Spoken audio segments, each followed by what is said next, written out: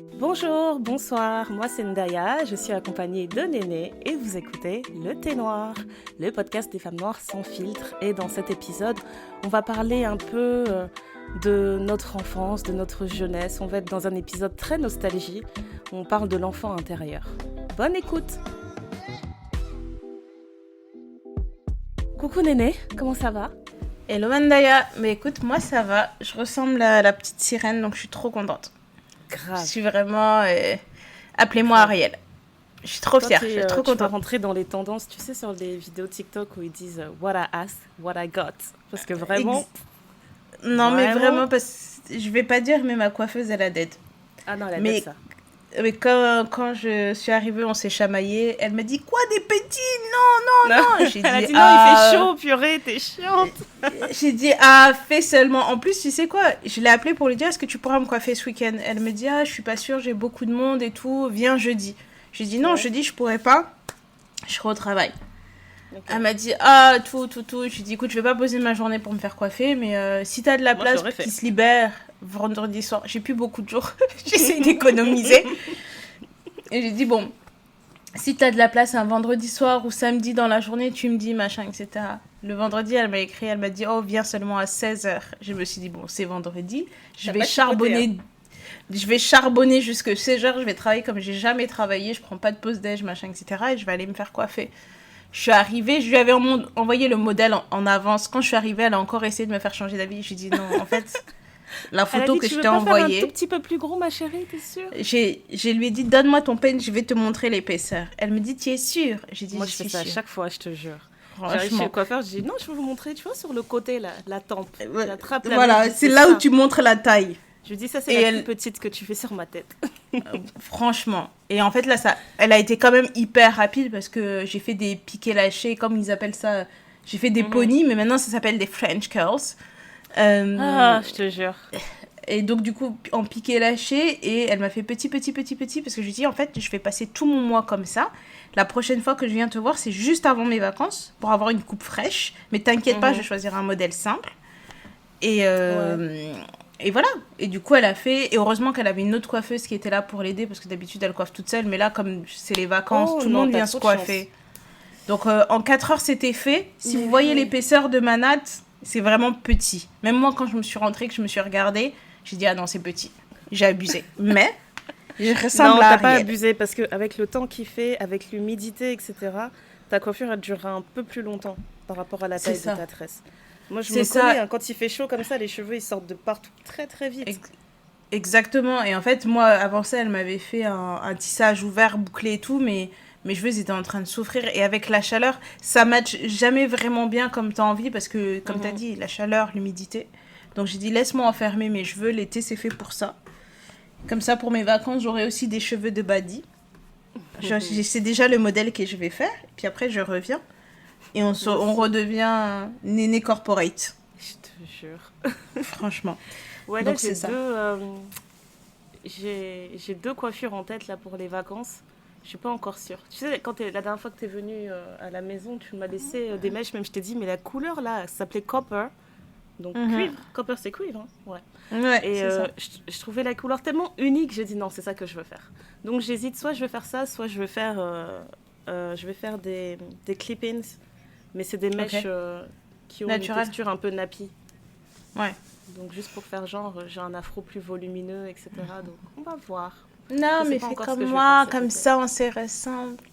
Comme ça, Ah, toutes les tu deux, vois. Starfire. Yes, Toutes les cheveux, des cheveux exactement. de feu. Exactement. Mais notre stagiaire, elle a vu mes cheveux, elle a dit, mais en fait, c'est ça que je veux. C'est ça, c'est... En fait, c'est Cette ça, teinte je là, dis. voilà. Non, elle a pas vu la teinte, c'est la forme. Elle a dit, c'est ça, je veux. Ah, ok. Donc, du coup, elle va faire la même chose en noir. La base. Lise, si tu passes par là, merci d'être ma jumelle. Grave, mais tu vois, ça passera mieux. Au moins, tu sais déjà que les siennes, elles vont vieillir mieux. C'est ça Mhm. aussi. Non, mais c'est ça. En plus, là, j'ai testé une nouvelle marque. Je teste maintenant les vendeurs de cheveux d'Amazon parce que, bon, j'ai Prime, hein, don't shame me. Donc, j'ai trouvé la mèche et la coiffeuse, elle a dit non, mais la mèche est bien parce qu'en plus, la couleur match exactement la couleur de ma teinture. Et elle a dit, la mèche, elle est bien, elle est lisse, elle glisse, ça va bien vieillir. J'ai dit, ok. Moi, j'aime trop quand la coiffeuse, elle te dit des trucs comme ça. Elle est en train de te coiffer, elle dit « Ah, j'aime bien ce que t'as acheté, bonne qualité, t'es là. » Ah, c'est ça. J'ai bien fait. Franchement, Merci, parce que madame. j'étais pas chaude de faire tous les magasins de Château d'eau et tout, Château Rouge pour trouver les mèches. J'étais pas chaude. Donc là, je suis contente. J'ai trouvé une couleur, j'ai commandé, ça arrivé, ça match parfaitement. Et voilà, c'est bon. C'est calé, hein. C'est calé. De quoi on parle aujourd'hui? De quoi on parle? Pourquoi on est là devant nos micros? Je suis pas sûre. Je sais pas, en fait. Ouais, Pourquoi on va vous dire bonjour? Grave. On va faire un épisode psychologie, on va raconter un peu nos vies en même temps, où on va parler du concept d'enfant intérieur.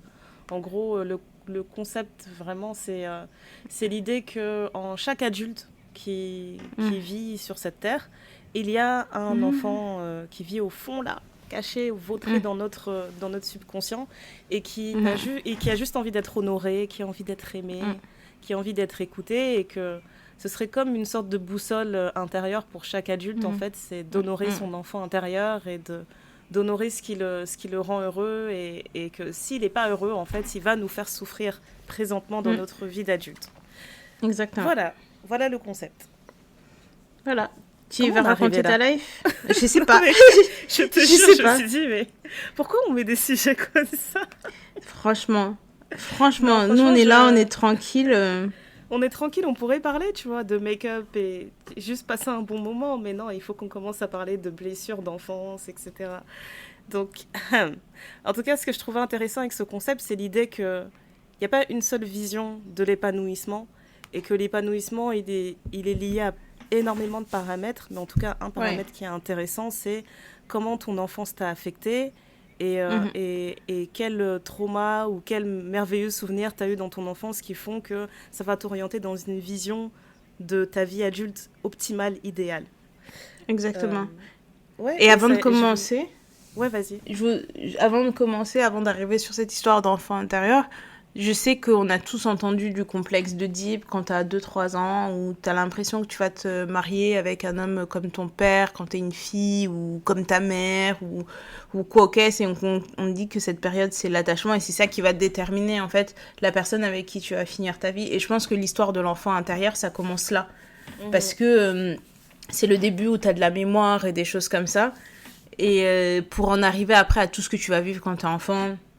Un jour, on va te dire non pour une danette au chocolat, et le premier truc que tu fais quand t'as de l'argent, c'est d'acheter des danettes au chocolat et d'en manger à 8h du matin parce qu'on t'a dit non une fois parce que t'as demandé une danette à 8 ans, et tu dis non, aujourd'hui, c'est mon argent, ce sont mes danettes, c'est moi qui mange.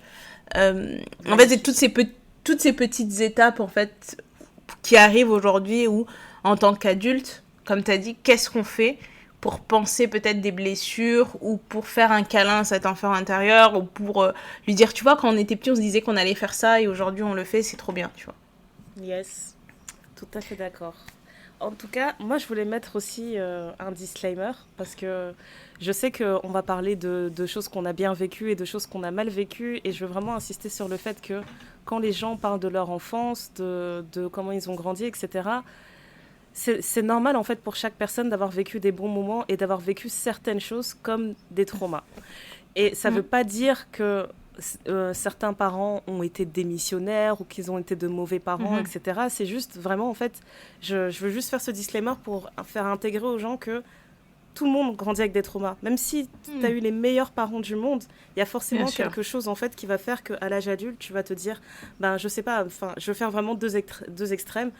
J'ai eu des parents très stricts qui ne me laissaient pas sortir. À l'âge adulte, tu vas te dire, j'ai envie de récupérer, de rattraper tous ces moments où j'ai pas pu sortir. Et tu vas avoir une autre personne qui va dire, moi, mes parents, ils ont été toujours très libres, etc. sur mes allées et venues. Et à l'âge adulte, ils vont se dire, j'aurais aimé qu'ils serrent un peu plus la vis, etc. Peut-être que ça m'aurait aidé. Donc c'est vraiment, à moins qu'on soit dans des cas extrêmes, il n'y a pas vraiment de coupable en fait. C'est juste chacun et son ressenti, le ressenti de son vécu. Voilà. Exactement. Qui commence à se mettre à poil? Je te jure, c'est ça que je t'avais dit tout à l'heure. En fait, d'ailleurs, je la connais. Là, elle tourne autour du pot. Elle dit, peut-être que Néné va prendre la parole. Je te fais une passe. C'est pas ça que vous dites? Madame Foot. Ouais, Tu sais de te faire une passe. Tu fais la passe D. Non, en vrai de vrai, je peux commencer. Parce que j'ai dit qu'on va parler du complexe de Deep, etc. T'as eu un complexe de que Deep, toi? En fait, pour vous dire un peu tout sur ma life, c'est que les premiers mois de ma vie, à part ma mère, personne ne pouvait me toucher, personne ne pouvait me parler. J'étais un peu l'enfant que, tu vois, le pire enfant que tu puisses avoir. C'est-à-dire que c'est un enfant que tu poses, il hurle, tu le donnes à quelqu'un, l'enfant hurle. À part être dans les bras de sa mère et calmer, il n'y a personne qui pouvait me calmer. Puis ensuite, je suis devenue l'enfant qui a commencé à parler et disait papa, papa, papa, papa, papa, papa, papa. Et puis après, plus rien. Ni l'un ni l'autre, en fait. Tu vois, quand on peut dire ah, moi je suis une fille à maman, moi je suis une fille à papa, etc. Je pense que je suis ni l'un ni l'autre. Je pense que je suis devenue une fille à maman dans ma vie adulte. Et même à ça, j'ai l'impression que je suis pas une fille à maman dans le sens où moi je le vois, c'est qu'une fille à maman, c'est une personne qui a moindre truc va appeler sa mère pour l'aider à faire des choses, pour demander des conseils, etc. En fait, quand moi j'appelle ma mère, c'est que vraiment je suis arrivée au bout du truc, quoi. J'ai réfléchi de tous les sens de mon côté, j'ai tout essayé. Et vraiment, fin des fins, je dis bon, écoute, allons voir la puissance supérieure. Parce que là moi, j'arrive plus. Allons voir l'adulte Pro Max. Ouais, voilà, l'adulte Pro Max. Je pense pas que j'ai été une fille à papa, mais je pense que j'ai quand même un petit complexe de Deep.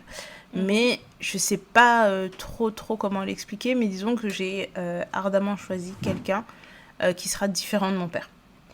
Je pense plus dans ce sens-là, tu vois. Autant je peux l'admirer et le respecter sur certaines choses, autant en tant qu'adulte, quand j'ai commencé à sortir avec des hommes, etc., je me disais, je peux pas être avec un homme comme mon père, pour diverses raisons. Et il y a un truc dont on a parlé, toi et moi, c'est que toi, t'as grandi avec un papa bricoleur, moi, mon papa l'est pas du tout. Et tu vois, moi, c'est un truc que je recherchais. Je me disais, ah, mais ce serait bien, tu vois, d'avoir quand même quelqu'un dans ta vie qui est assez bricoleur, parce que du coup, j'aime bien faire plein de choses. Mais, tu vois, monter des meubles et tout, c'est pas ma passion, tu vois. Genre, s'il y a une petite fuite d'eau, j'aime bien que quelqu'un puisse gérer la petite fuite d'eau, que je suis pas obligée d'appeler le plombier, etc. Je peux le faire aussi sur certaines choses, mais je trouvais ça intéressant d'avoir une personne qui sache se servir de ses mains, parce que avoir quelqu'un qui sache se servir de son intellect, mon complexe de Deep, il va être là, par exemple. J'ai besoin d'être avec quelqu'un d'intelligent, et intelligent, c'est pas juste avoir des bonnes notes à l'école, c'est quelqu'un qui est capable de mener une conversation et mener une réflexion. Mais à côté de ça, je trouvais qu'il n'était pas assez manuel, et je trouvais que c'était bien d'avoir quelqu'un de manuel. Et donc il y a des petites choses comme ça, en fait, où en grandissant, je me suis dit, de ce côté-là, je peux dire que ouais, on va plus se rapprocher du complexe de Deep, mais d'un autre côté, je me dis, il y a telle chose qui, pour moi, je trouve que c'est quand même important et qu'un homme peut avoir, et ça peut être très très basique, parce que même si on dit qu'on ne met pas de rôle et de genre, un garçon doit faire ci, une fille doit faire ça, machin, etc., je suis pas du tout dans ça. Mais il y a certaines petites choses, des caractéristiques qui pour moi me semblent importantes, où je me disais, dans le choix de mon partenaire, ce serait important d'avoir ces choses-là. Et l'enfant intérieur en moi me disait, quand je serai grande, mon mari sera comme ça. En même temps, tu vois, je suis pas mariée aujourd'hui. Et même quand j'étais plus jeune, ma mère me disait, je parlais jamais de mariage. Elle dit, alors que tous les enfants autour de toi parlaient de mariage, j'aurais un mariage de princesse, machin. Je pense que je l'ai déjà évoqué ici. Mon père, il voulait me louer un château pour mon mariage. Il m'a dit, le jour où ma fille, elle va se marier, on va prendre un château, on va faire ça. Et moi, j'étais en train de lui dire, mais en fait, non, c'est pas ça qui va se passer. Je vais aller à Las Vegas, je vais rentrer et je vais dire, en fait, ça, c'est mon mari. J'ai dit à tout le monde. Il m'a dit, mais c'est pas comme ça qu'on t'a éduqué et tout.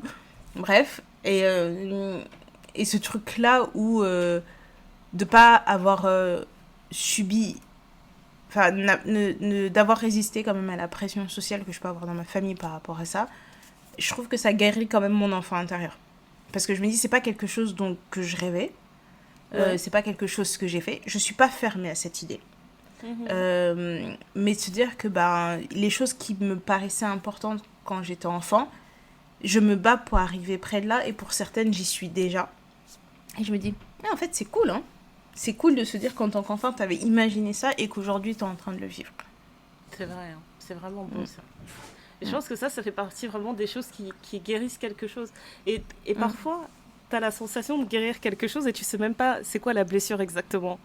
Mais il y a des petites choses comme ça qui font que ça guérit un truc. J'avais beaucoup réfléchi à ça. De l'enfance jusqu'à l'âge adulte, en fait, qu'est-ce qui fait que tu gagnes confiance en toi. Tu vois, parce que j'ai l'impression que c'est ce que tout le monde cherche à avoir, d'avoir cette parfaite confiance en soi, d'être toujours à l'aise dans toutes les situations et tout.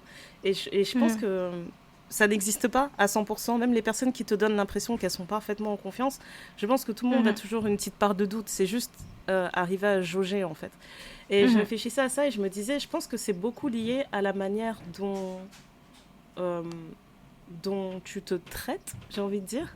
Tu vois, des choses toutes simples en fait, quand toi, toute seule dans ton intimité, tu vas te fixer un objectif, même pas forcément un objectif, mais te dire, aujourd'hui, j'aimerais marcher 30 minutes et j'aimerais lire 10 pages d'un livre.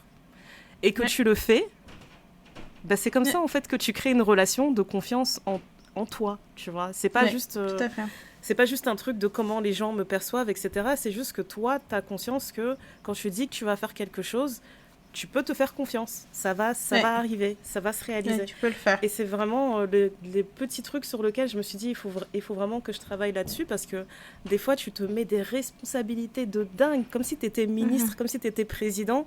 Tu te mets des dossiers, genre, moi, quand je me fais des to-do list, des fois, je me dis, mais pourquoi j'ai écrit tout ça pour une journée? C'est ridicule. C'est comme si je me préparais, en fait, à me décevoir. Donc, pour vraiment avoir une bonne confiance en soi qui est saine, j'ai appris vraiment à jauger ce truc où je me dis, voilà, aujourd'hui, je vais faire telle chose. Et si je ne les fais pas toutes, c'est pas grave, mais je vais me donner des objectifs qui sont raisonnables sur un jour, sur une semaine, sur une année, sur peu importe en fait, mais vraiment respecter ce que je me dis, et que si j'ai l'impression que je ne vais pas respecter les objectifs que je me fixe, je ne m'en fixe pas.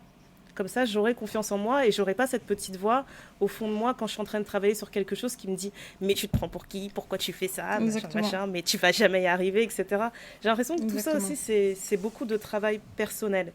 Et quand tu arrives à faire déjà ce petit travail, tu vas arriver dehors, quelqu'un va te dire « Ouais, ce que tu as fait, c'est nul, etc. » Tu t'en fiches parce que déjà, de un, moi, me connaissant, ma petite voix dans ma tête, c'est la meilleure critique, c'est la pire bully au monde. Personne ne peut me faire plus mal que la voix dans ma tête. Donc déjà ça, tu vas m'insulter, je vais me dire, la voix dans ma tête, elle me disait ça à 5 ans, fais un effort, tu vois. Genre, fais un effort, insulte-moi mieux. Mais voilà, juste le fait d'avoir créé cette relation un peu plus solide en toi fait que quand tu vas être exposé à la critique, tu vas mieux la recevoir. Je sais que, franchement, je touche du bois, on a de la chance, on n'a vraiment pas reçu énormément de critiques négatives, je trouve, depuis qu'on a lancé notre podcast. Par rapport à sa durée de vie et tout, jusqu'à aujourd'hui, je me dis, franchement, je trouve que les gens ont été assez doux avec nous. Mais les quelques fois où ça arrivait, tu vois, quand ça arrivait dans les premières années, on était en mode... Ouais, c'est ça, c'est assez compliqué. Qu'est-ce qu'ils ont dit? Et là, aujourd'hui, tu rigoles. Enfin, tu vois, tu vois des trucs négatifs, tu rigoles un peu, tu te dis, bon, allez, essaye encore. Mais vraiment, ce truc-là, j'ai travaillé fort dessus. Je sais pas si t'es d'accord. Ah oui, si, bien sûr, t'as travaillé fort dessus. En fait, c'est plein de petites choses, et comme on le dit à chaque fois, c'est que parfois il faut essayer de se mettre un petit peu à la place des autres, et se mettre à la place des autres te permet de réaliser certaines choses, parce que tu te dis, oui, mais moi dans ma vie, si je fais une introspection et que j'essaie de réfléchir, je sais que j'ai vécu ci, j'ai vécu ça, etc. Cette personne, elle a peut-être vécu la même chose, ou elle a peut-être vécu pire ou moins pire, mais ça, on n'en sait strictement rien. C'est pas quelque chose que tu peux deviner ou quoi, c'est parce que moi, je peux te raconter des choses, tu vas te dire, mais non, mais ça, c'était pas grave, tout le monde fait ça, c'est normal, etc. Et puis toi, tu vas me dire des trucs, je vais dire, mais ça, c'est rien. Mais pour toi, quand tu grandissais, c'est quelque chose qui t'a impacté, tu vois. On disait en préambule, moi, le jour où on parlait de l'histoire de la Danette, mais moi, j'adorais les barbes à papa, j'adorais le sucre, etc. Ma mère, c'était une mère comme toutes les mères. Tu sais, elle va pas te dire à 8h du matin ou 9h du matin, oui, vas-y, prends un paquet de bonbons. Oui, si tu veux, tu peux manger un gâteau, machin, etc. J'ai pris mon premier appart, mais je mangeais ce que je voulais. Et après, tu te rends compte que, non, il faut que je sois quand même un adulte responsable. Donc, tu as peut-être une semaine de craquage. Et après, tu te dis, mais en fait, ça sert à rien. Ou bêtement, par exemple, je sais que chez moi, comme j'ai grandi avec 4 frères et mes parents, je pouvais pas me promener en culotte. Ouais. Mais la grande guérison de mon enfant intérieur, c'est d'avoir pu me promener en culotte toute seule chez moi. Où personne ne va me dire, mais pourquoi t'es en culotte? Tu vois, le fait d'avoir grandi avec des garçons et avoir partagé ma salle de bain avec mes frères, tu vois, les trucs de serviettes hygiéniques, c'était toujours un peu caché, c'est mon intimité, c'est machin. Mais là, de pouvoir mettre des serviettes hygiéniques dans mes toilettes, parce que tu sais, parfois, tu as tes règles, tu te rends pas compte que tu vas avoir tes règles, tu vas aux toilettes, tu te vois, tu dis, oh putain, et tout, il faut que je retourne dans ma chambre, trouver une serviette, un tampon, machin. C'est comme si tu vivais pas chez toi. Ouais. Exactement. Alors que là, quand j'étais chez moi, enfin, depuis que je suis chez moi, pardon, j'ai mon petit panier et dedans vous avez toutes sortes. Vous avez des protège-slips, vous avez des serviettes, vous avez des tampons, etc. Donc, ce qui fait que quand les gens rentrent chez moi, que ce soit mes frères, mes cousins, des amis ou quoi que ce soit, ben, c'est chez moi en fait. Donc, vous rentrez, vous marchez à mon pas. Donc, je me promène en slip, ce qui fait que quand vous allez sonner, ben, je vais peut-être pas ouvrir en 5 secondes, je vais peut-être ouvrir en 10 secondes, le temps d'enfiler un pantalon, parce que voilà. mon short, parce que je suis chez moi. Voilà. Mais tu vois, Non, ça peut être des choses aussi bêtes que ça. De se dire, bah, ce soir, j'ai pas envie de manger une salade, ou j'ai pas envie de manger des légumes avec un petit poisson, j'ai envie de manger un énorme burger. Et qu'on te dise, bah, comment ça, tu vas manger un burger dans le frigo, il y a à manger. Ben non, il y a à manger dans le frigo. Mais je regarde le manger dans le frigo et j'ai dit non, quand même, je vais aller chercher mon burger. Et c'est autant ça peut être des choses aussi petites, autant ça peut être des choses très très grosses. Du type, ben, je sais pas, moi j'ai toujours, je suis profondément humaniste comme personne. Aider son prochain, c'est presque une vocation chez moi. Et en tant qu'adulte, le fait d'avoir les moyens et la capacité d'aider d'autres personnes, j'ai l'impression, tu vois, de faire un petit clin d'œil à mon enfant intérieur. Toutes les idées que je peux avoir, c'est pas encore à la hauteur de ce que j'ai imaginé quand j'étais petite, mais de se dire que, ah non, mais ça, je peux le faire.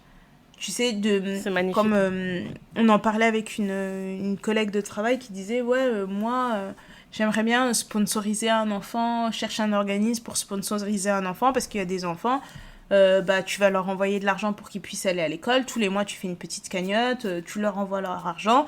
Elle dit, et moi, j'ai toujours pensé que je ferais ça. Elle dit, donc là, je suis en train de rechercher activement une association, tu vois. Moi, je sais que je donne à des associations tous les mois. Mais c'est aussi parce que j'ai les moyens d'eux. Et je me dis, ben, l'enfant de la nénée petite fille, elle serait fière de moi. Parce que c'est quelque chose qu'on s'est dit, ah bah, quand on sera grande, on fera ci. Et même aujourd'hui encore, je peux dire, quand je serai grande, je ferai ça, je ferai comme ci, je ferai comme ça. Et ma mère, il me dit, mais t'es déjà grande. Je lui dis, non, je suis pas grande. Je suis juste grande vite fait, tu vois. T'as vu, toi, t'es toujours tiraillée. C'est quand j'étais jeune, après, non, je suis pas grande. Ou alors, non, mais tu vois bien que je suis une vieille dame. On sait jamais. On saura jamais quel âge elle a, cette dame. Non, je suis une vieille dame. Au fond de moi, je suis une vieille dame. Mais quand je dis quand je serai grande. Ouais. Quand je serai grande, ça veut dire que à ce moment-là, ça veut dire que j'aurai atteint mes objectifs d'adulte. Où là, je vais vous regarder, je vais dire, voilà l'adulte, là. Ça, c'est moi. Tu auras fait ton ascension en tant que bibiche suprême. C'est ça. Quand je vais arriver bibiche suprême, vous allez dire, ah, ça, c'est Néné bibiche. Grave. Non, bon, ok, vas-y. Ça. À mon tour de me livrer un peu. Comme ça, j'arrête de te torturer.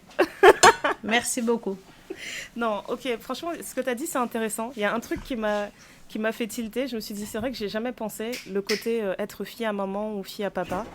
J'ai l'impression que j'ai été les deux, mais par période. Et c'est un truc que je remarque aussi avec mes nièces, avec mes enfants, etc., que je trouve que pour ce qui est des filles, quand t'es enfant, t'as une petite période où, vraiment, au plus jeune âge, t'es très fan de ton papa. Et en fait, plus tu grandis et plus tu deviens... et quand tu te rapproches de la puberté, tu deviens plus proche de ta mère, parce qu'il y a plein de choses que vous comprenez, que vous partagez. Et c'est comme si, en fait, c'était un peu biaisé, tu vois. La relation que tu vas avoir avec ta mère, elle va forcément être plus profonde que celle que tu vas avoir avec ton père. Je fais une généralité, bien sûr, parce que je sais qu'il y a beaucoup de femmes qui ont des relations très complexes avec leur mère, mais qui ont quand même ce côté où tu te sens plus proche de ta maman arrivé à un certain âge et tu mets une sorte de distance naturellement, en fait, avec le père. Parce que tu sens vraiment que tu changes, etc. Et d'ailleurs, je l'avais lu aussi dans un bouquin, en fait, ça parlait un peu de ça, mais je ne l'ai pas fini parce que c'est un bouquin troublant. Je crois que je t'en avais parlé, le bouquin sur la psychanalyse des contes de fées. Ouais. Et franchement, j'ai jamais réussi à finir ce bouquin parce que quand on fait le passage du petit chaperon rouge, je sais pas, il décortique des trucs et je me dis, je sais pas, vous êtes sûr que tout ça, c'est tout ce que vous voulez dire dans le conte? Parce que c'est un peu dégueulasse, bref. Il y a plein de références au fait que le rouge, ça représente le fait de devenir pubère, etc. Ça représente les règles, ça représente truc, bref. Si vous avez envie de le lire, si ça vous tente de vous détruire tous vos souvenirs d'enfance, allez-y. Mais bref, ça parlait de ce concept que je trouvais intéressant. Et j'ai l'impression que moi, la période où j'étais fille à papa, c'est comme si c'était un peu ce truc de, tu sais, quand t'es enfant, t'es assez malléable. Et quand les gens disaient à chaque fois « Ah, Daya, c'est trop la fille à son papa, etc. » Et ben c'est comme si je me disais, ben voilà, comme on me le dit à chaque fois, ben, ça va devenir mon rôle. Parce qu'en fait, il y avait une période quand j'étais petite où, je reprécise pour celles qui découvrent, je suis la dernière de ma famille et on est 5 filles. Il y avait beaucoup de moments où, par exemple, mon père, il allait aller rendre visite à des gens, etc. Et il allait m'emmener moi. Parce que voilà, Ndaya, elle est petite, elle n'a pas grand-chose à faire à la maison. Allez, sortons là, quoi. Pour le contexte, mon père, pendant la plus grande part de sa vie, il a été ingénieur en électronique. Et c'est pour ça que tout à l'heure, Nénel disait qu'il était bricoleur. C'est-à-dire que dans notre maison, mon père, c'était le seul homme.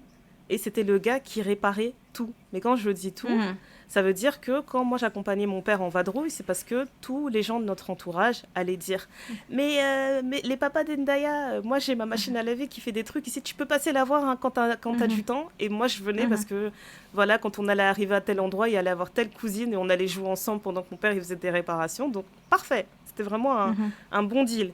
Et du coup, c'est sur cette période-là que tout le monde disait ah, c'est trop la fille à son papa, c'est trop la fille à son papa. C'est un truc, genre, j'ai pris l'étiquette aussi longtemps que ça a duré, jusqu'au moment où il y a eu vraiment une scission, en fait, où je ne veux pas commencer à chercher une explication ou quoi, je vais juste donner des faits, mais je pense qu'il y a eu une scission à un moment donné où j'ai plus été un enfant, mais j'ai été une jeune fille. Et c'est comme si le monde était dangereux, que j'étais dangereuse, etc. Et tous mes mouvements étaient traqués. Littéralement. Donc il y a vraiment une période où j'ai eu un désamour vif, intense pour mon père parce que c'était presque la dictature, quoi.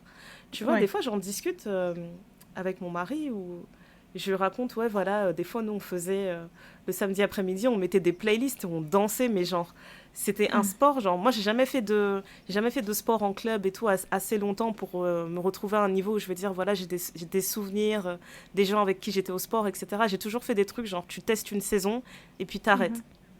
Et c'est aussi à cause de mon père, en fait, parce que même quand il s'agissait de choisir des activités extrascolaires, eh ben, j'avais pas mon mot à dire, quoi. C'était vraiment lui qui avait le dernier mot sur tout. Donc moi, je voulais faire de la danse, on m'a dit tu vas pas faire de la danse. Ma fille, elle va faire du tennis ou du basket. Si t'aimes pas aller au tennis ou le basket, tu vas rien faire. Ce qui fait que j'ai fait du tennis une saison, j'ai fait du basket une saison, j'ai pas accroché, et je pense que j'ai pas accroché parce qu'on m'a forcé à le faire. Parce qu'avec du recul, le tennis, c'est vraiment un truc sur lequel franchement, je me débrouillais pas mal, j'aurais pu faire bien, mais tant pis. Et j'étais chez moi, et je dansais dans ma chambre, parce que c'était la seule chose que j'étais autorisée à faire.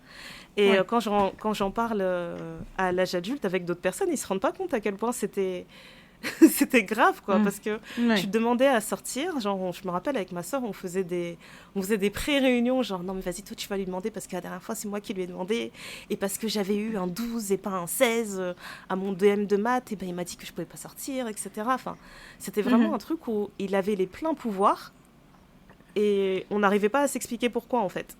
Il n'y avait pas de raison du style, non, Ndaya, c'est pas une fille sérieuse, elle fait des bêtises, etc., donc elle sort pas. C'était juste, non. Il a juste dit non. Voilà, papa a dit non, donc il a dit non. Et je me rappelle en plus un jour qui m'avait vraiment marqué, où j'étais invitée à une soirée à Bruxelles, parce que j'ai grandi à Lille. Donc à l'époque, quand je sortais en soirée, etc., c'était plus à Bruxelles, parce que c'était un train de 30 minutes, tout simplement.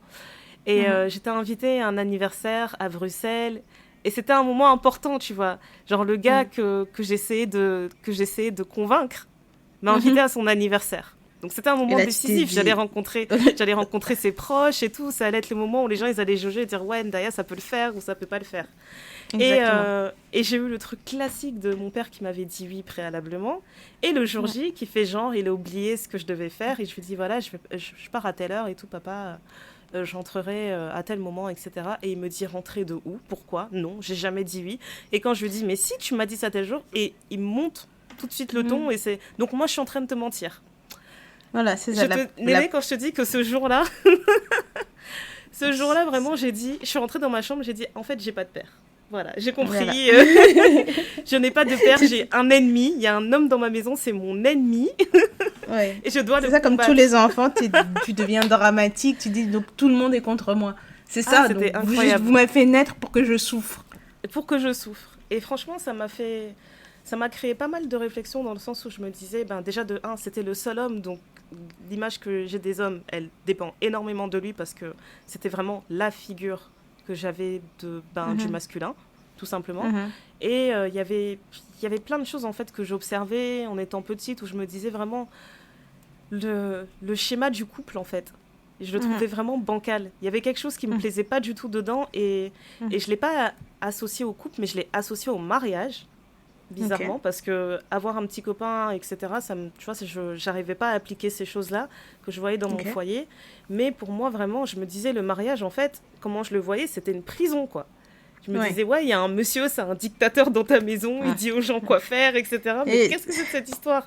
Et quand tu pars voir ta mère et que tu lui demandes de régler les trucs, elle te dit, ah, je vais essayer, etc. Donc je me disais, mais c'est quoi j'avais vraiment une vision de... C'était l'autorité suprême, et puis juste en dessous, il y avait la maman, et après, il y avait les enfants, quoi. Donc vraiment, ce truc, ça... je pense que, bien sûr, ça a créé pas mal de blessures chez moi. Et jusqu'à aujourd'hui, moi, j'ai l'impression que tout ce que je fais, c'est guidé par l'envie de m'éloigner de la peur, parce que je trouve que quand j'étais petite, il y a beaucoup de choses qui me faisaient peur, il y a beaucoup de choses que je craignais, il y a beaucoup de choses que je faisais parce que je voulais pas avoir de problème, etc., parce que j'avais pas envie j'avais pas envie de créer des tensions, ce genre de choses. Et je suis vraiment, j'ai évolué sur ce truc de moi, tout ce que je veux, c'est la paix et ne pas avoir peur. Je veux pas avoir peur, je veux être libre, je veux être dans la paix. Et jusqu'à maintenant, c'est vraiment le truc que je dis à chaque fois. Tu veux quoi pour ton anniversaire? Qu'est-ce que tu souhaites pour la meilleure année? Moi, je veux juste la paix. Donnez-moi la paix du Christ. On sera heureux, on sera tous très heureux. Après, on va pas se mentir, quand j'étais dans mon adolescence jusqu'à, je sais pas, mes 20 ans, j'ai été très... je pense que tout ce que je pouvais pas exprimer à la maison, ça m'a rendue très colérique, très nerveuse. Donc dehors, j'étais complètement différente. Et j'avais vraiment ce truc de zéro patience pour quoi que ce soit. Tu vois, dès qu'il y avait quelque chose qui te était plaisait pas, désagréable ou quoi, bon, c'est fini, quoi. Ouais, c'était tout de suite explosif. Genre, mais qu'est-ce que tu veux, mes trucs? Mais on va se taper, on va s'insulter, on va ce truc. Et fin, quoi. Mais là, je suis vraiment arrivée dans une ère où je cherche la paix et où j'ai vraiment compris que il y a vraiment un voyage entre l'enfant intérieur et ton ego. C'est comme si c'était des ennemis, tu vois.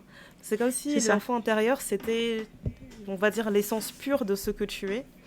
Et l'ego, c'est toutes les protections, toutes les barrières qui se sont mises autour de tout ça pour que tu arrives à avancer dans ton âge adulte. Parce que tu peux pas être un adulte accompli, apparemment, si tu agis comme un enfant. Logique.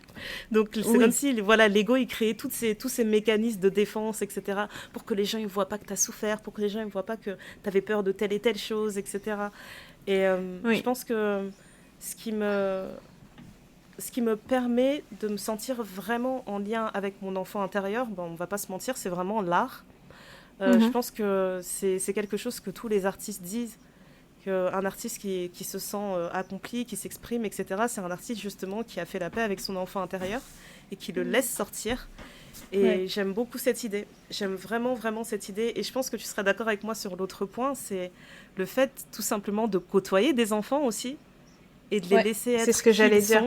Ouais, de les laisser être pleinement qui ils sont, de les voir vraiment avoir leur propre identité et ne pas avoir peur d'être ceux qu'ils sont. Tu vois, un enfant qui va être casanier, il va être casanier et personne ne va le forcer à être autre chose. Un autre enfant qui va être très exubérant, on va le laisser être exubérant. Et moi, c'est vraiment un truc, genre, quand je vois les enfants comme ça, mais ça me rend tellement heureuse. Genre, j'ai une nièce, elle a un talent pour la chanson. Quand elle chante, je vous jure, je sais pas qu'est-ce qu'il y a dans la fréquence de sa voix. Elle chante, Mhm. les adultes pleurent. C'est Non, mais c'est abusé. ça. C'est le Quand elle talent. chante, les enfants, ils sont en mode yeah, trop bien, ils l'applaudissent et tout, mais les adultes versent des larmes. Donc il y a vraiment Mhm. un truc en elle qui fait que tu sens qu'elle est pleinement elle-même et c'est trop magique de se dire que ben voilà, il y a un petit bout d'humain qui a 10 ans et elle est dans un cadre qui lui permet d'être pleinement elle-même et personne ne lui demande de se brider pour respecter certains codes et traditions, etc. Et franchement, je trouve ça juste magnifique. Non, mais le truc que j'allais dire aussi par rapport à ça, c'est que quand tu parles du fait de voir les enfants tels qu'ils sont, etc., je pense que dans notre génération, pour certains, je vais pas dire pour tout le monde parce qu'on va pas faire de généralité, c'est que on est des parents tellement, des parents, des oncles, des tantes, des parrains, des marraines, tellement différents de ce qu'ont été nos parents. C'est-à-dire que nous, on te dit, ben, on va voir, comme tu as dit, un enfant pour ce qu'il est. C'est-à-dire, si Mhm, t'es casanier, on va essayer de trouver on va apprendre à te connaître en tant qu'enfant et en oui. tant que personne à part entière. Là où, dans notre génération, on avait l'impression que nos parents nous disaient, bah, en fait, t'es un enfant, tu dois faire ci, tu dois faire ça. T'as peu... Ils étaient rares les personnes qui avaient des échanges avec leurs enfants, comme nous, on peut en avoir, en tout cas, j'ai l'impression. Mhm, Parce que moi, je peux regarder tes enfants et je peux te dire, ah bah tel enfant, il est comme ça, tel enfant, il est comme ci. Bon, bah, je sais de quoi parler avec tel enfant. Chaque enfant m'appelle pour un truc ou quoi, ou qu'est-ce. Quand je vois la relation que tu peux entretenir avec ma fille, où en fait, ma fille, elle est très... elle a des périodes où elle fait des obsessions avec des personnes. Et donc, elle peut mhm. parler à ces personnes tous les jours que Dieu fait. Donc, en ce moment, Maman Daya est numéro uno dans sa liste. Donc, dès qu'elle peut, c'est mais viens, on appelle Maman Daya. Mais moi, je veux lui parler. Oh, mais moi, je veux parler avec Maman Daya. Donc, elles ont des plans sur la comète. Moi, je les écoute. Et comme elle a ce côté un peu très créatif que moi, je suis. En fait, je suis pas tant créative que ça. Je peux l'être un minimum. Mais Ndaya, par rapport à moi, c'est fois 100. Et en ce moment, ma fille, elle imagine des trucs. Quand elle me parle, moi, je suis en là, elle dit, mais qu'est-ce qu'elle raconte? Mais quand je la vois parler avec Ndaya, elles sont là, mais ouais, mais carrément, et tout. Et je suis là, je dis, mais Ouais, non mais quoi vraiment elle les parle? plans qu'elle m'a fait faire la dernière fois, c'était incroyable. J'ai Comment dit, une mais... conversation, on a parlé des renards, on a parlé de l'avion, après on a Ouais, parlé des perruques, bien sûr, parce on que a... la dernière fois j'avais montré quelle perruque je portais, etc. On a elle a parlé de son choix. tellement de choses, c'était Ouais, waouh, c'était un oui, trip. mais... Et tu vois, le truc, c'est que Ndaya va la suivre. Moi, je vais la suivre jusqu'à un certain point. Mais je suis sa mère, c'est normal. J'ai Mais peut-être un oui, peu c'est ce que moins de j'allais dire, parce que patience moi-même avec là-dessus. mes propres enfants, ils vont me faire ça, je vais dire, mais je sais pas, moi, appelle quelqu'un, pourquoi tu me racontes tout ça? Donc, mais il y a ce truc de laisser chaque personne être telle qu'elle est. Et de, enfin, moi, tous les jours, je vais regarder ma fille, je dis, je vais apprendre à la connaître pour ce qu'elle est. Je vais pas projeter des trucs sur elle que moi, que je veux.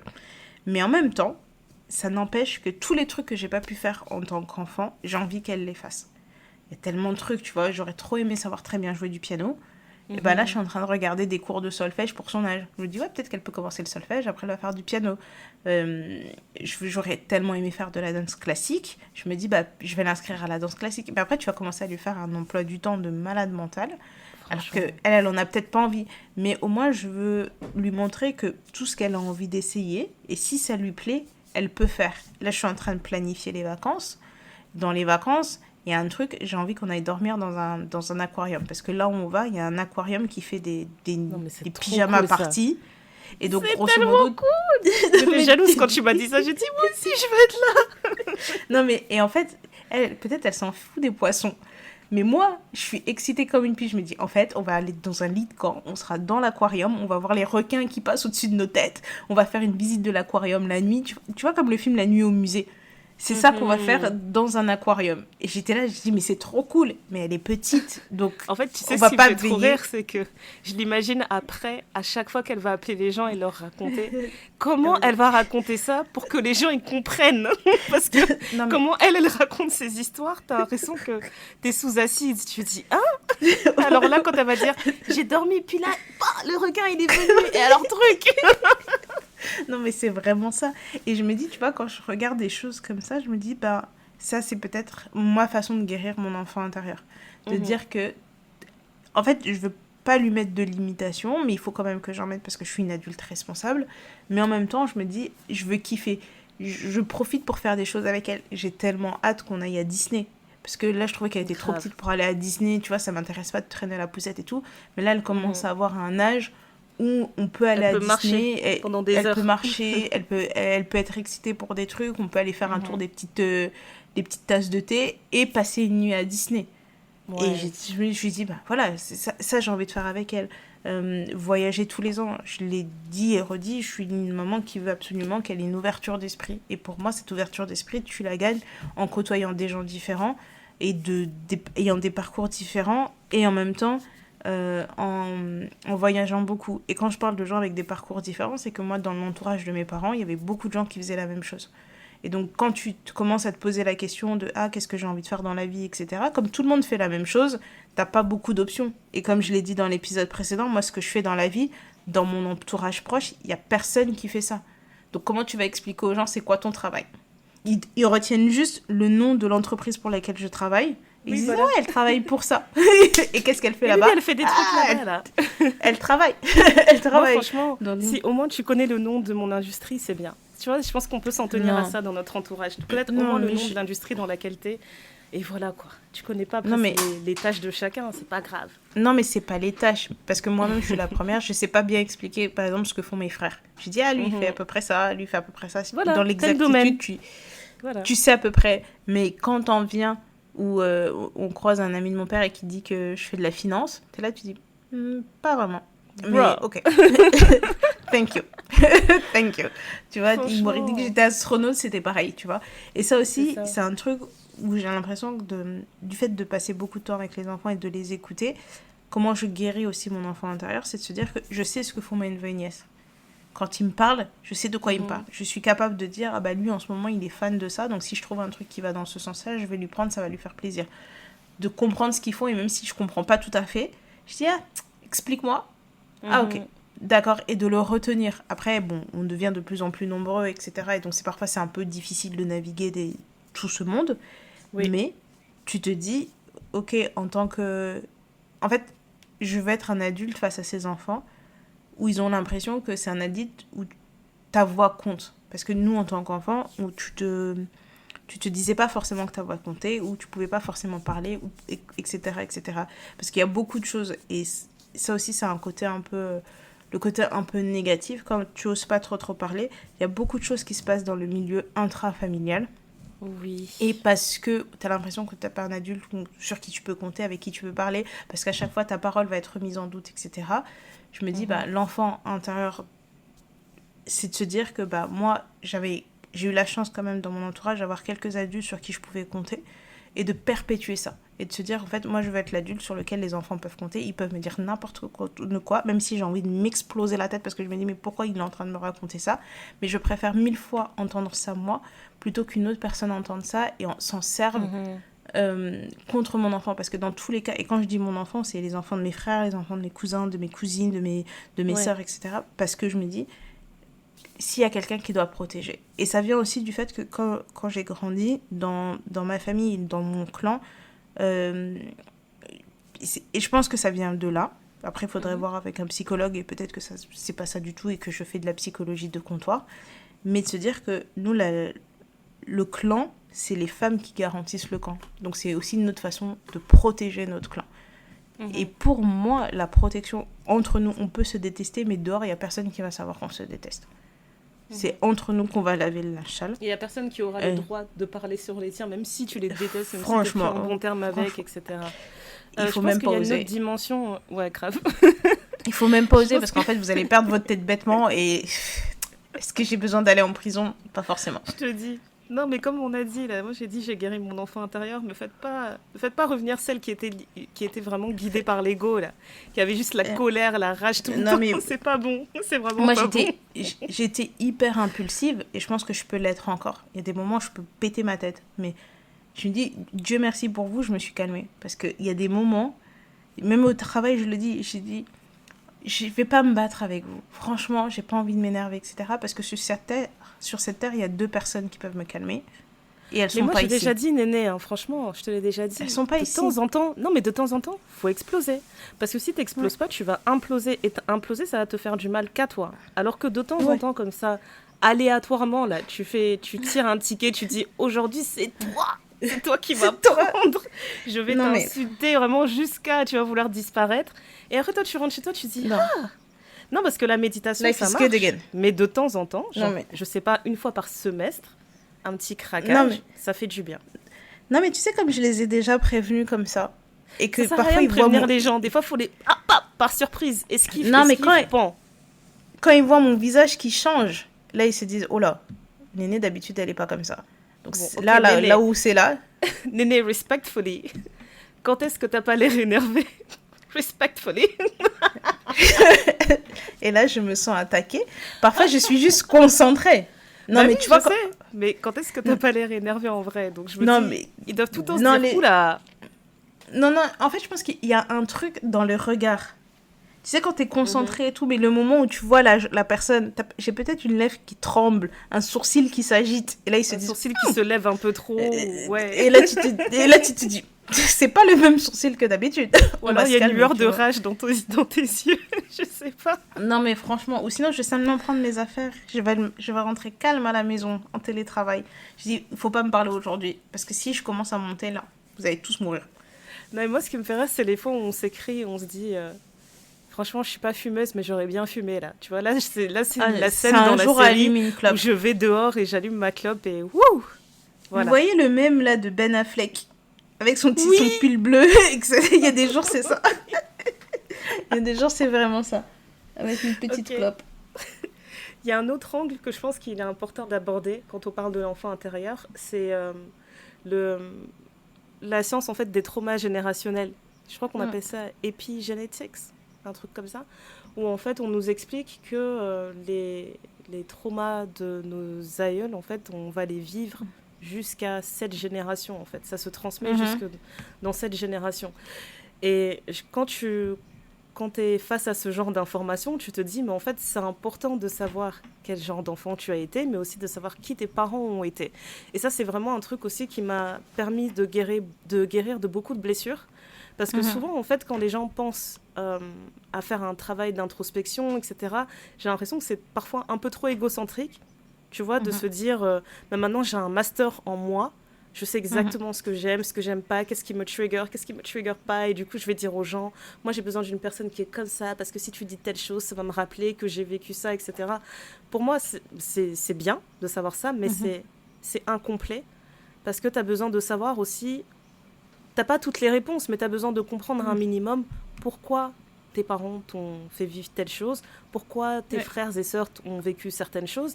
Quand tu commences à prendre un peu le parti, enfin pas le parti, mais à prendre on va dire les versions de chaque personne, et ben ça te permet de mieux combler en fait le puzzle de ta propre expérience en fait et de guérir certaines choses. Moi je sais que plus j'apprends sur l'histoire de ma mère, et plus ça répare des choses en moi aussi, parce que je me dis, déjà de un, ça remet en perspective des souffrances que tu penses qui ont été les plus grosses dans ta vie. Peut-être que c'est même pas 1/10 de ce qu'elle a vécu. Et pareil, je vais commencer à réfléchir. Tu vois, je peux même prendre cet exemple dans l'autre sens et me dire, ben, c'est pas le cas, hein, mais me dire, voilà, ben, elle a eu tout ça, etc. Qu'est-ce qui fait qu'elle a eu tel comportement avec moi? C'est ridicule. Dans ce sens-là aussi, ça peut te permettre de comprendre certaines choses et de te dire, ben, au moins là, c'est justifié que je sois malheureuse, ou alors c'est justifié que là, je sois heureuse. Bref. Et je vais donner un exemple très, très précis et très récent qui m'a littéralement fait pleurer.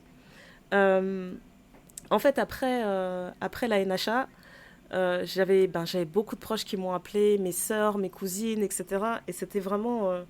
tu sais, quand tu te sens vraiment dépassé par les émotions, j'ai l'impression qu'il y a des moments dans ta vie, tu es dans l'instant présent, etc. Tu n'arrives pas vraiment à prendre du recul sur ce qui se passe, mais de voir comment ton entourage vit le moment, c'est ça qui le rend important ou moins important.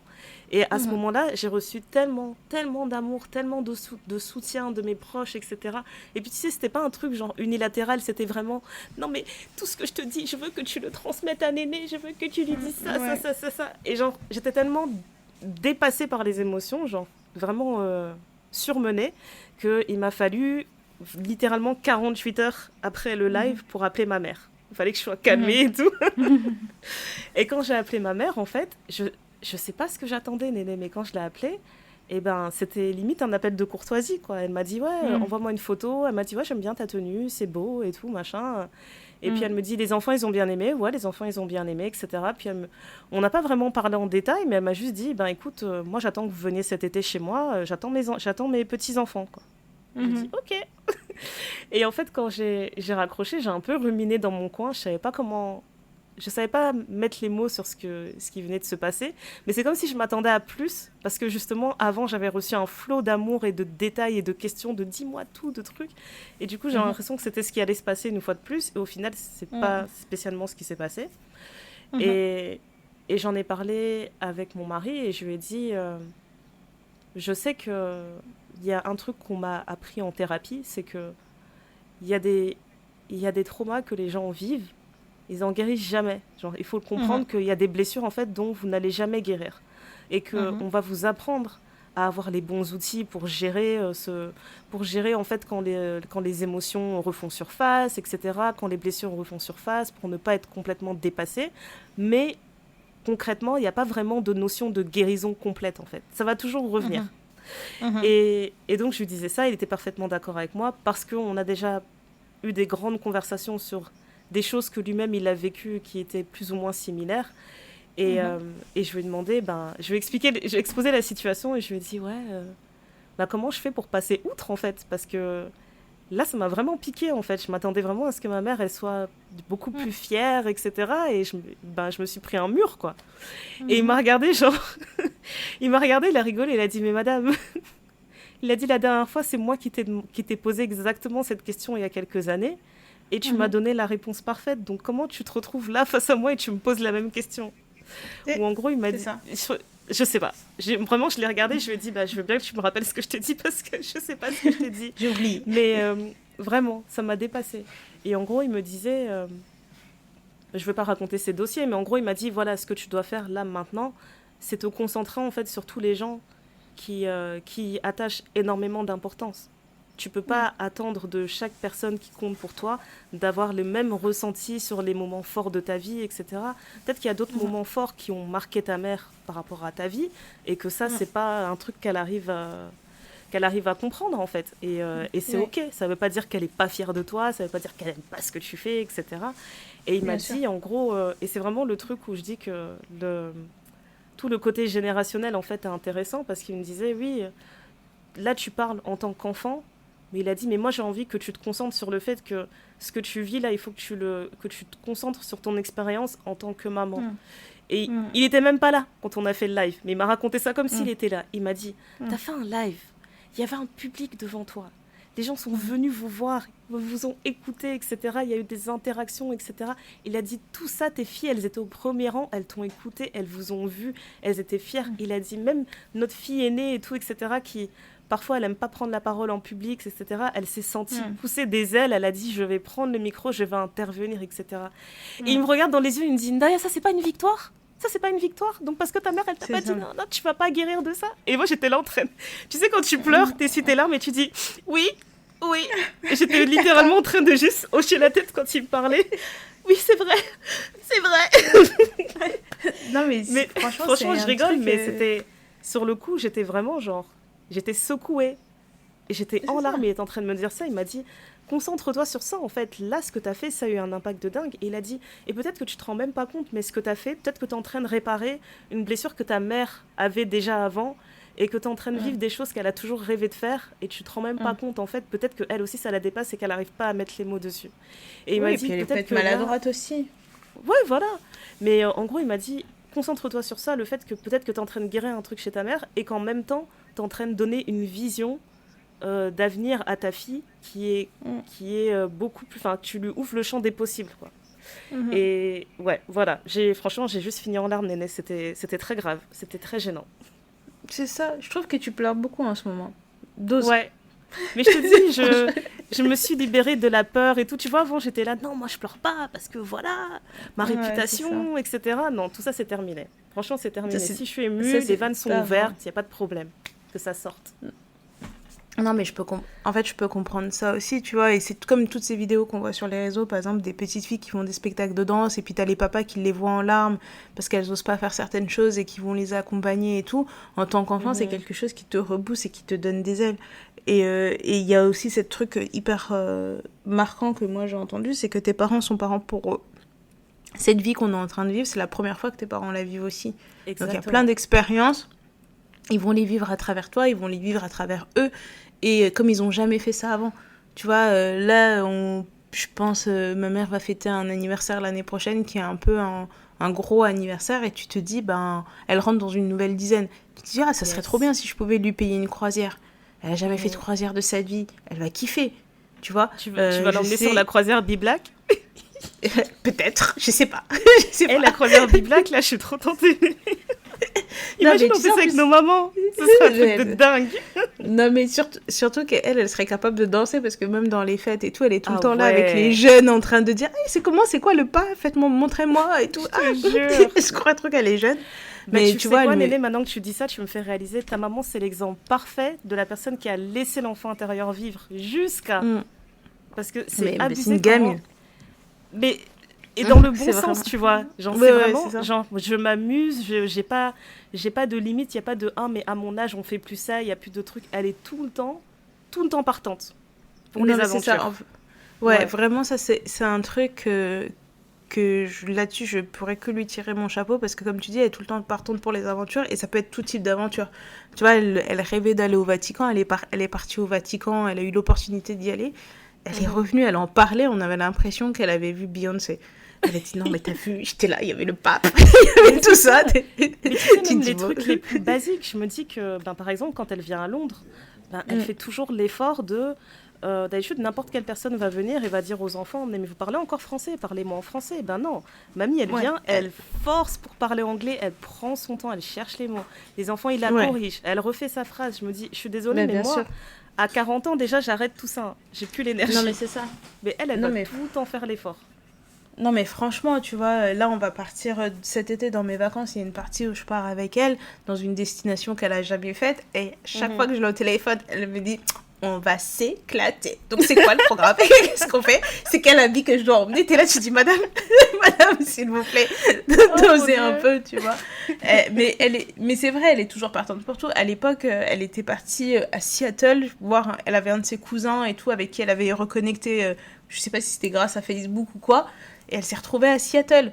Donc, elle est partie de Paris pour aller à Seattle avec 3 mots d'anglais. Grâce à Facebook. Non, grâce à Facebook. Et elle parlait et elle dit non, en plus là-bas ils disent pas Seattle, ils disent Seattle. J'ai dit what? Elle est revenue avec l'accent américain.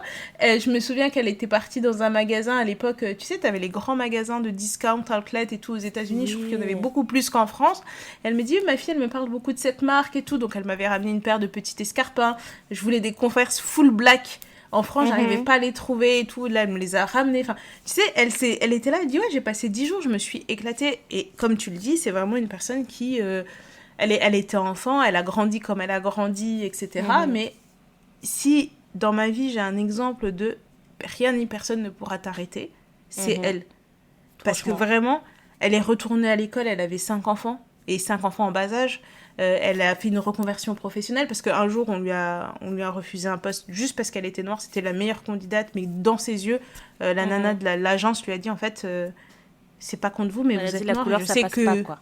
Ouais, voilà. Tu vois, elle était passée par une agence intérim ou une agence de recrutement. Et ils ont dit vraiment, vous êtes le meilleur profil qu'on a envoyé. Mais je vous le dis, madame, parce que je ne veux pas vous mentir. On vous a refusé le poste parce que vous êtes noire. Ils veulent pas de vous. Et ils sont prêts à prendre quelqu'un de moins qualifié. Et elle s'est dit, ah d'accord, ok. Elle est retournée à l'école, elle a changé, elle a fait une reconversion, elle dit, là, il n'y a personne qui va me dire non. Et même aujourd'hui, comme tu dis, s'il faut apprendre quelque chose, si demain je lui dis, je vais aller m'installer au Mexique, elle va commencer à apprendre l'espagnol, elle dit, sur l'application Duolingo, là, tous les jours, je fais mon espagnol. Elle a ses applications. Et même chaque jour, elle va t'appeler, elle va te dire des trucs, elle va te dire, bah alors, t'as la traîne, rattrape. Moi, j'ai déjà appris ça. C'est ça, et comme dans l'épisode précédent, on disait que la technologie, elle peut dépasser. Par exemple, ma mère, elle peut être déplacée par la technologie, mais elle ne veut pas se laisser dépasser par la technologie. Donc parfois, elle va te demander des trucs. Tu dis, écoute, ça va être beaucoup plus rapide si moi, je le fais pour toi. Donc je le fais tu vois, en 5 minutes, parfois j'ai pas le temps et tout. Elle me dit non, non, non, explique-moi. Parce que j'ai besoin de savoir le faire. Et je trouve que ça, c'est hyper intéressant, tu vois. Et je pense que c'est ça qui permet de rester jeune aussi, c'est de tout le temps être partant pour apprendre et découvrir des choses. C'est trop important. Ouais, c'est ça, tu vois. Surtout que nous, dans notre famille, on est un peu éparpillés à travers le globe.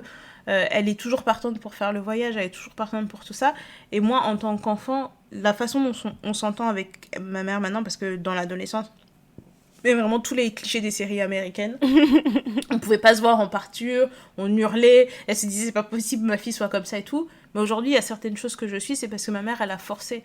Et l'enfant qui est en moi, je me dis d'avoir une bonne relation avec ma mère aujourd'hui, où je peux l'appeler, je peux lui dire des choses, ça veut pas dire qu'elle m'énerve pas. Vraiment, ça veut pas dire qu'elle m'énerve pas, il y a tellement de choses, notamment quand je suis devenue mère. Et on a une pote en commun avec Ndaya qui m'avait dit, elle dit ça c'est que le début. Les choses que ma mère elle m'a dit depuis que je suis devenue mère, elle dit si tu commences à tout noter, j'étais là, oh wow. J'étais là, oh wow. Parce que du coup, c'est grave. Non, c'est trop grave. Mais non, mais je repense à plein de choses là, vraiment. Je pense que ouais, tout est lié, l'enfant intérieur, l'ego, la famille, vraiment la relation qu'on a avec nos mamans. Je pense que elle est beaucoup plus décisive, elle est beaucoup plus importante en fait sur l'impact qu'on aura en tant qu'adulte que la relation qu'on a avec nos pères, j'ai l'impression. Mais je en tout cas, dans notre cas, c'est le schéma.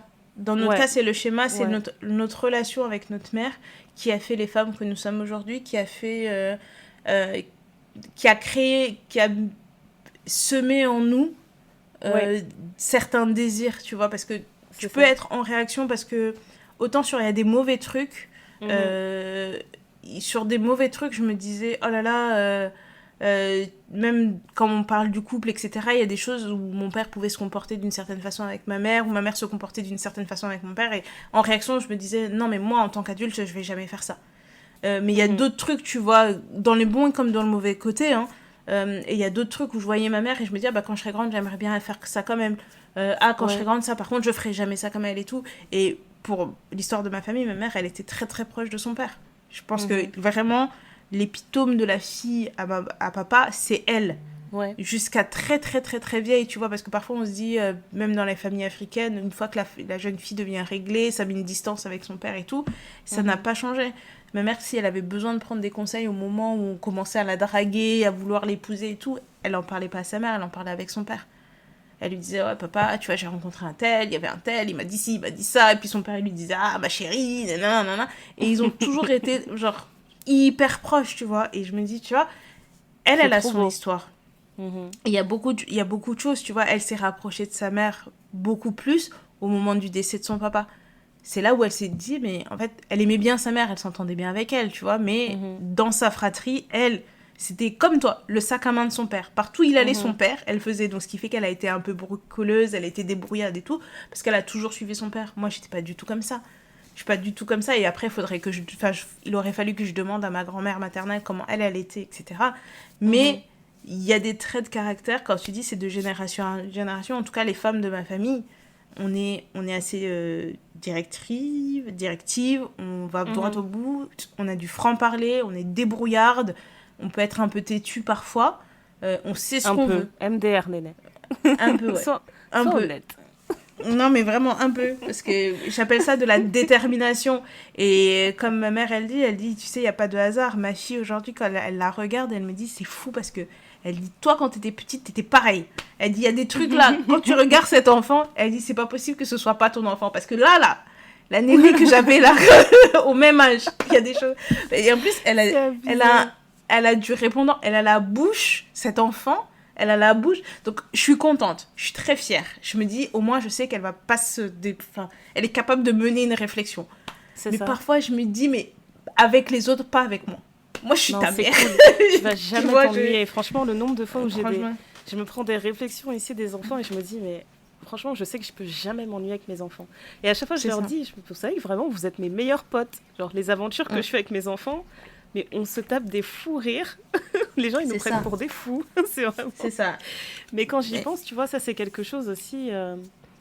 avec ma mère, en tout cas, quand je repense à nos souvenirs d'enfance, eh ben, les meilleurs moments qu'on passait, c'est quand on était genre juste entre filles et qu'on passait, je sais pas quelle soirée avec notre mère. peu importe ce qu'on allait regarder ou la musique qu'on allait mettre ou quoi que ce soit, on allait avoir des fous rires. Et limite, c'était comme si ma mère, ça devenait la 6e sœur. Mm. Et on passait trop des bons moments. Et franchement, je pense que ça, je l'ai vraiment pris d'elle. C'est un truc que j'avais envie de recréer. Elle m'a vraiment donné l'impression que c'était possible d'avoir une famille nombreuse et que tu te sens pas dépassée, tu vois. J'ai jamais eu l'impression qu'elle était complètement dépassée. Maintenant, avec du recul, quand je lui dis ça, elle-même, elle me dit qu'elle s'en rappelle pas. Donc je me dis, bon, ça veut quand même dire quelque chose. C'est pas anodin de pas se rappeler de certaines choses. C'est que tu étais assez dépassée. Mais ce que j'aimais aussi énormément, c'est que ma mère, vraiment, c'était... tu sais, même son surnom, c'était par rapport à la douceur, quoi. Tout le monde disait, mais elle est tellement douce, elle est tellement gentille, elle est truc... C'est vraiment... l'incarnation de la douceur, par contre, elle se laisse pas marcher dessus, tu vois. Quand elle est énervée, tu vas le sentir. Elle va pas s'énerver tout le temps, mais quand elle va s'énerver, tu vas le sentir, tu vas dire waouh, purée, si j'ai réussi à transformer la femme la plus douce du monde, qu'est-ce que j'ai fait, quoi. Incarnée, cette femme. Même dans sa voix, quand je l'appelle, je dis bonjour maman. Ah, bonjour ma chérie, ça va, ça me fait plaisir. Une petite voix toute douce comme ça. Mais alors quand elle s'énerve, tu dis what. Non mais c'est un câlin, un sucre, vraiment un sucre. Jure. C'est vraiment ça. Et plein de petites choses comme ça qui m'ont toujours plu chez elle, c'est que je trouvais qu'elle avait toujours ce côté de... Je sais pas comment dire, je sais pas si c'est introverti, mais tu sais, une sorte de... Elle est en retrait, mais elle irradie. Moi, c'est toujours comme ça que je l'ai vue. Tu vas être dans n'importe quel endroit, etc. Tu vas te dire, c'est peut-être pas celle qui va parler le plus, etc. Mais elle a son aura. Pas la remarquer. Et... ouais, j'aimais beaucoup ça. Et jusqu'à aujourd'hui, je trouve que j'ai toujours trouvé très élégante et tout. Donc, je me dis, ça, c'est beau. Je ne l'ai pas retrouvé chez moi, ça, l'élégance. Par contre, j'ai retrouvé chez une de mes sœurs. Vraiment, clairement, elle a tout pris. Elle a vraiment tout pris. Mais toutes ces petites choses, je me dis vraiment l'impact que ça a eu sur la personne que je suis. Et je peux pas le nier, en fait. C'est vraiment indéniable. Tu le vois. Et même si moi, je le niais, il y a des gens qui vont me voir et vont dire ouais, ça, c'est ta mère. Ok, d'accord. Merci. Ouais, merci d'avoir copié. Voilà. Ça fait du sens. Non, mais c'est ça. Mais comme on vous a dit, il y a toutes ces petites choses pour guérir un peu nos enfants intérieurs. Qu'est-ce qui la chose bête que vous avez faite qui a un peu guéri votre enfant intérieur, quelle est la chose que vous essayez peut-être encore de guérir aujourd'hui, si vous êtes prêt à vous livrer. Là, on ne vous a pas tout dit parce qu'on n'est pas non plus en session thérapie et on ne va pas régler ça parce qu'on travaille encore dessus au quotidien. Mais là, vous avez les grandes lignes des bons et des mauvais côtés, des blessures qu'on peut encore garder et des blessures qu'on a déjà guéries. Voilà, je pense qu'on a fait un joli tour, on s'est encore mis bien à poil. Mais on est ravis de le faire parce que je pense que c'est hyper important de parler, de dire les choses et pas pour pas pour et en plus on sait qu'il y a certaines auditrices qui nous écoutent en groupe, après elles en rediscutent, etc. Alors là, cet épisode, vraiment, ça va vous discuter des conversations incroyables. Ouais. Voilà, c'est ça. Et aussi, nous, on souligne le fait que on a eu la chance d'avoir des mamans qui parlent. Vous nous entendez pas beaucoup parler de nos papas, ou très très très peu, et on met beaucoup l'accent sur nos mamans parce qu'en fait, on va pas se mentir, ce sont nos héroïnes. Et on est ce qu'on est aujourd'hui, c'est grâce à elles. Et elles sont aussi un moteur pour nous. Et ça n'enlève en rien à nos pères ou aux caisses, mais c'est vrai que on fait partie de ces femmes qui, en grandissant, se sont rapprochées de leur mère et qui sont restées très proches de la mère et qui arrivent à comprendre que c'était pas facile pour elles. Et comme ça ne l'est pas pour nous, mais on apprend à se connaître. Et c'est un choix aussi, tu vois, on aurait très bien pu rester sur le côté de « Ah, de toute façon, elle me saoule, elle me casse les pieds, vas-y, laisse tomber, je la calcule pas ». Mais c'est aussi un choix que nous avons fait, d'être proche d'elle et d'apprendre d'elle. Parce que aimons-nous vivants. On va pas attendre que ça passe. On veut pas vivre avec des regrets. Ça coûte rien d'être méchant, ça coûte rien d'être bienveillant et aimant. Alors franchement, pourquoi choisir le côté obscur ? Franchement. Donc nous, on est là, on guérit notre enfant intérieur chaque jour. Ma plus grande victoire, c'est pouvoir me promener sans pantalon dans ma maison et de manger des bonbons quand j'en ai envie. Et ça, moi, c'est de vivre des petites aventures. Voilà, c'est vraiment vivre des petites aventures à chaque fois et me dire, allez, on va dépasser la peur du danger en général et juste, allez, on part à l'aventure, on part à l'aveugle. Exactement. Du coup, ma chère Ndaya, qu'est-ce qui te rend heureuse en ce moment? Franchement, j'ai un peu envie de détourner la question parce que je suis heureuse en général, mais il y a beaucoup de choses qui m'énervent en ce moment. Donc Mhm. j'essaie de détourner la phrase pour dire il y a un truc qui m'énerve, mais telle chose me rend heureuse. Franchement, je sais pas. Je sais pas comment le faire. Mais Ok. j'ai eu une conversation avec une amie et on parlait du fait que on a la sensation que le sens de la communauté en fait se perd. Mhm. Et on parlait de différentes situations qui nous sont arrivées, que ce soit à l'école avec les autres parents d'élèves, dans Mhm. le milieu professionnel, enfin dans toutes les sphères en fait que tu vas côtoyer, et même juste dans l'espace public en général avec des inconnus. On Mhm. se racontait des histoires de une fois j'ai vu une altercation, tu veux séparer les gens, t'es la seule à séparer les gens. Enfin, des fois, Mhm. tu peux te retrouver dans des problèmes en fait dans l'espace public et personne va t'aider et juste passer son chemin.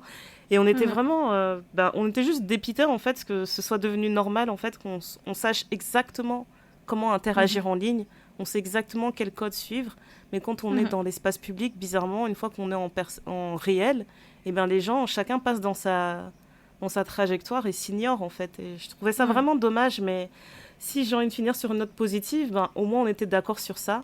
Et on était d'accord sur le fait que avec toutes les personnes qu'on connaît, on a ça en commun, c'est qu'on a vraiment envie que ce sens de la communauté persiste et Mhm. que on y travaille vraiment dur, mais vraiment vraiment dur pour avoir Mhm. cette petite notion voilà, de créer un sens de communauté, de petits villages avec nos enfants, avec nos familles, avec nos proches, etc. Mhm. Donc, je dirais que c'est l'espoir de connaître des gens qui ont encore cette vision, en fait, qui me rend heureuse. Voilà. Et Très toi? bien. Très superficielle, c'est que je suis la petite sirène, comme j'ai dit au début de l'épisode. C'est vraiment ça, ça me rend parfaitement heureuse en ce moment d'être une petite sirène, de toujours autant aimer mon roux, d'être Yes. rousse flamboyante. Qu'est-ce qu'on fait Et pour les voilà, un an de Néné Rousse? Il faut faire un je sais truc, pas. là. Je sais pas. Tu Je te sais rappelles pas, une je fois, on sais avait vu pas. une vidéo, il y a une fille qui avait fait une fête, elle a dit, en fait, on est des adultes, on fait ce qu'on veut. Et ça fait un an Ouais. que j'ai utilisé Duolingo tous les jours, donc elle a fait une fête, elle a fait un gâteau Duolingo et tout. Et je me suis dit, elle a trop raison. Il faut tout Mais célébrer. Les un an rousses, ex- on va les fêter, Néné. écoute, peut-être que je vais faire, je vais oser la coupe à la garçonne très très courte roux et on va partir Oh de là. my Je sais pas. gosh. J'ai Oh my j'ai gosh. des idées. J'ai plein Avec un d'idées. reveal et tout, elle arrive dans la soirée, genre, D'accord. et tout le monde est en mode, La folie, la folie. Non, c'est peut-être grave. ça. Peut-être c'est ça que je vais faire. Écoutez, merci à toutes et à tous de nous avoir écoutés. Vous savez Yeah. toujours où nous trouver. Profitez-en parce que nous sommes à... Après cet épisode, il nous restera 2 épisodes avant de vous dire bye bye et de se retrouver à la rentrée. Voilà, on fait le décompte maintenant parce que Ndaya a décidé qu'il fallait vous préparer psychologiquement. C'est Et je suis d'accord important. avec elle. Oui. Et voilà, donc profitez bien. On se retrouve sur Instagram pour les blagues. On se retrouve sur Twitter pour discuter. Sur Not Gonna Lie si vous voulez nous parler mais que vous êtes un peu timide et que vous avez peur que l'on retrouve votre identité. Et pour les autres personnes qui veulent nous dire des longs mots, on peut se retrouver sur notre mail où vous pouvez nous parler. Et voilà, merci à toutes, merci à tous, merci. Voilà, cœur sur vous. Bisous bisous. Bye yo.